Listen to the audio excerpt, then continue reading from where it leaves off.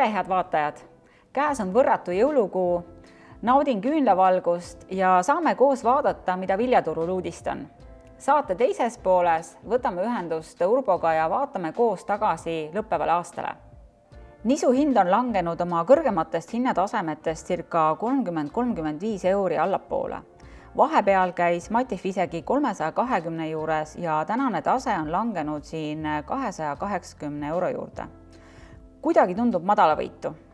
Miks siis viljaturul hinnad veidi alla on tulnud?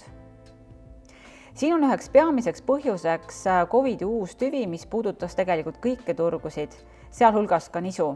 Lisaks tulid mängu ka fondid, kes Covidi hirmus oma positsioone jõuliselt vähendasid, mis omakorda võimendas langust.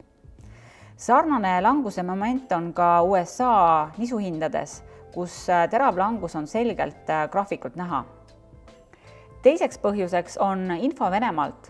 Venemaa on mitteametlikult deklareerinud, et piirab eksporti jaanuari-juuni vahel, millele turg reageeris langusega, kuid mis Venemaa analüütikute sõnul ei tohiks küll mingit paanikat tekitada, sest olenemata ekspordipiirangust saab Venemaa prognoosi kohaselt ikkagi circa 34 miljonit tonni selle hooaja nisu eksportida.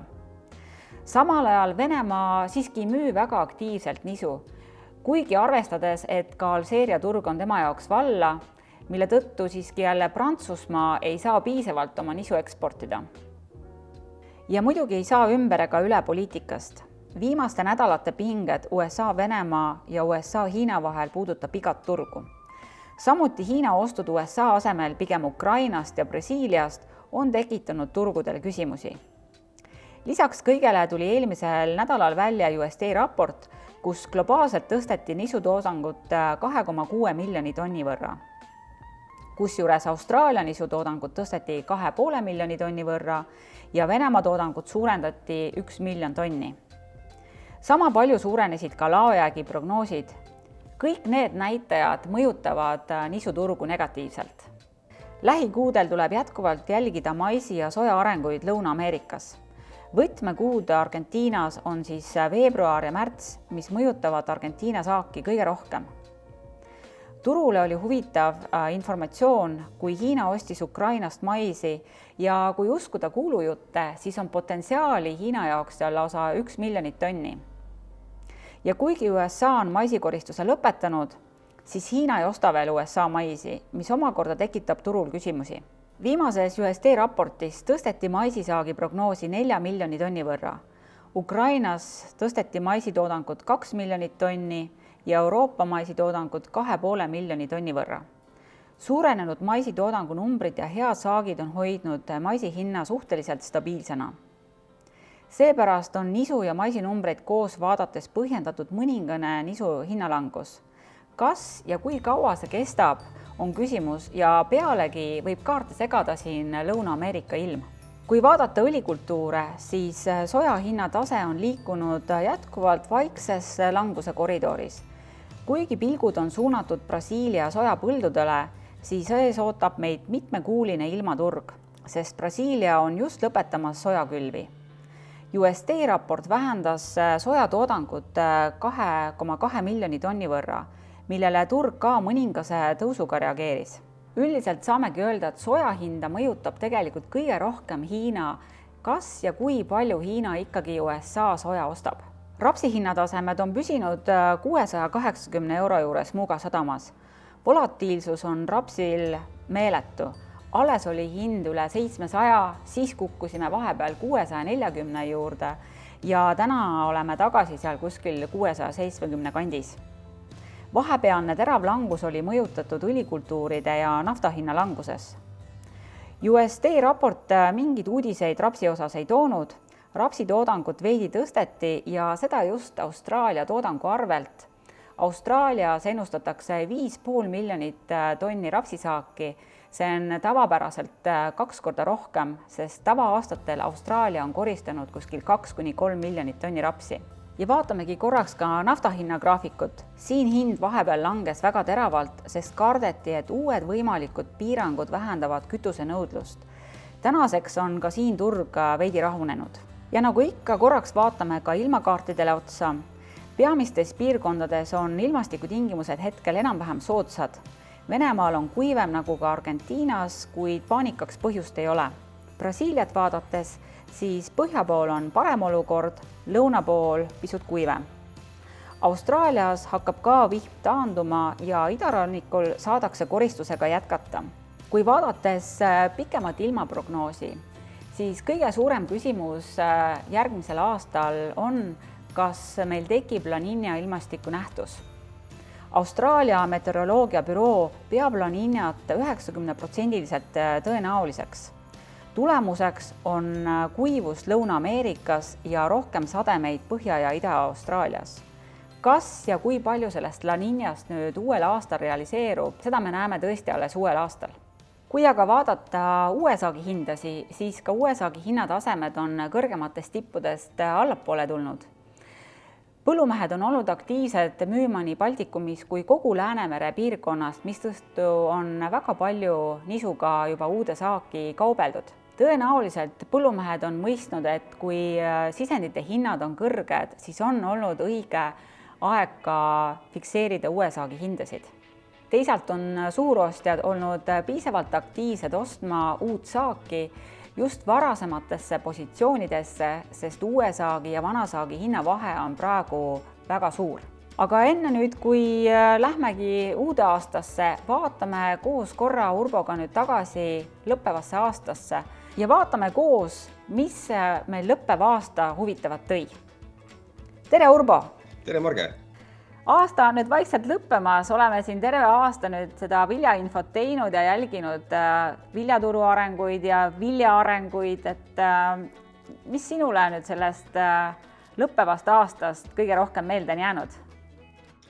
No, minule on vast kõige rohkem meelde jäänud ilmastikuga seonduv ja hindadega seonduv. Ilmastikuga siis eelkõige see superkuum suvi, mis oli super siis eelkõige ikkagi puhkajale, aga vilja siis tegelikult ju kõrvetas ära. Et see on võib-olla sellisem kõige eredam ja see oli üllatus ikka väga paljudele, kui kiiresti suutis ta selle siis ju nii-öelda ära kuivatada või kõrvetada õigemini seal põllu peal. Jah, juuni alguses olid ju põllud väga ilusad, loodeti väga suurt saaki, kihlvedusi tehti 2 miljoni tonni peale, ent võta näpust mõne nädalaga kadus 30% orienteeruvalt siis põldudelt, et tõesti, et see on selle aasta kindlasti üks selliseid meeldejäävamaid tõsiasju. Jah, et ma ütleks, et see on jah selline, mis ikkagi jääb meelde sellest aastast, ma arvan, paljudele pikaks ajaks. Aga ilma vastu me ei saa ja seetõttu ega ta nii on, mis seal ikka siis nii-öelda pikalt väga võib-olla nukurtseda, sest et samast teisest küljest oli ju ka kuivatuskulud tänu sellele ka madalad. Et alati tuleb leida ka positiivset selles nii-öelda justkui negatiivses asjas. Jah, koristus oli ju väga kiire juba seal augusti keskpaigas, olid paljud mehed juba lõpetanud, mistõttu saadigi koristada väga kuiva ilmaga ja tõesti, see on õigus, et koristuskulud ja kuivatuskulud olid selle võrra madalamad. Jah, ja ega see ilmastik tegelikult segas üle Euroopa ja mingis mõttes ka üle maailma, nii et mis tingis ka tegelikult ju päris ikkagi, kuidas me ütleme siis suure hinnaralli ja mis põhimõtteliselt võib öelda, et kestab ikkagi tänase päevani ja võib-olla teine asi, mis võib-olla siit aastast kaasa võtta, ongi väga kõrge, väga suur nii-öelda siis hinnatõus ja rapsi osas ka see väga suur volatiilsus, et paarkümmend eurot rapsi hinna kõikumist ühe päeva jooksul ei olnud üldsegi mitte harv näha.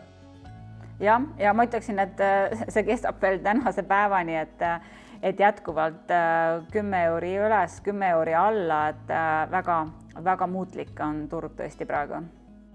Jah, ja ega siis, ega need ju tegelikult läbivalt sellel aastal olidki nagu suurimad mõjutajad ja kokkuvõtvalt võib-olla, kui need kahte asja vaadata, siis eks see väga suurt mõju avaldab, ma arvan, tuleviku, ütleme siis sellisele riski haldamisele ja peakski avaldama päris suurt mõju, sest see näitab ikkagi ära, et paar väga suurt sündmust aasta jooksul mõjutavad ikkagi väga oluliselt seda, millise hinnaga me oma saagi või millise hinnaga põllumees oma saagi saab siis ära müüa.